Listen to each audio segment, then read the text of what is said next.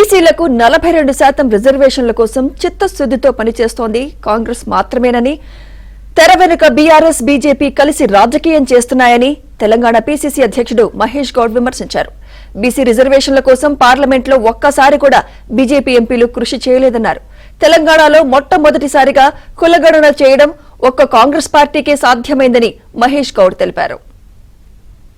నువ్వు గాని మీ బండి సంజయ్ గాని కేంద్రంలోకి వెళ్ళి మా రెండు చట్టాలు ఇక్కడ ఉన్నాయి ఇవ్వండి, మా బీసీ జనం కాడి నోటి కాడి ముద్ద లాక్కోవద్దని అడిగిన పాపన పోయినరా? ముదిరాజ్ బిడ్డగా చెప్పుకుంటావు కదా నువ్వు. ఇంకేం ముఖం పట్టుకుని ఇలా ఎన్నికలు నిలబోవు అవి. అరే మా చిత్తశుద్ధిలో లేపం లేకుండా 3 సార్లు మేము చట్టాలు చేసినాం, ఒక ఆర్డినెన్స్ ఇచ్చాం, జీవో వచ్చి ఎన్నికలకు పోతా ఉన్నాం.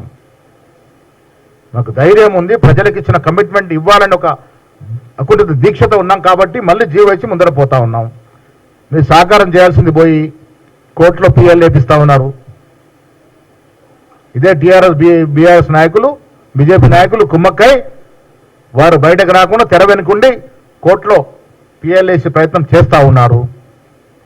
బీసీ బిడ్డల యొక్క నోటికాడి కూడును తలదన్నే ప్రయత్నం చేస్తూ ఉన్నారు బీజేపీ బీఆర్ఎస్ నాయకులు. ఎందుకు కేంద్రం దగ్గరికి వెళ్ళి అడగట్లే మీరు? ఇలా కేంద్రం దలుచుకుంటే ఒక రోజులో చట్టం అవుతుంది కదా, 42% ఓబీసీలకు వస్తుంది కదా, ఆ ధ్యాస ఎందుకు లేదు మీకు?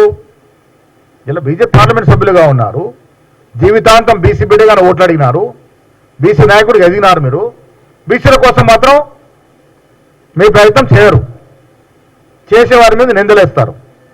ఇలా కాంగ్రెస్ పార్టీ రేవంత్ రెడ్డి అయినప్పుడు కూడా మేమందరం కలిసి చట్టాలు చేయడం, కుల సర్వే చేయడం 1930 తర్వాత స్వాతంత్రం పూర్వం చేసిన కుల సర్వే తర్వాత మొట్టమొదటిసారి దేశంలో కుల సర్వే చేసిన ఘనత కాంగ్రెస్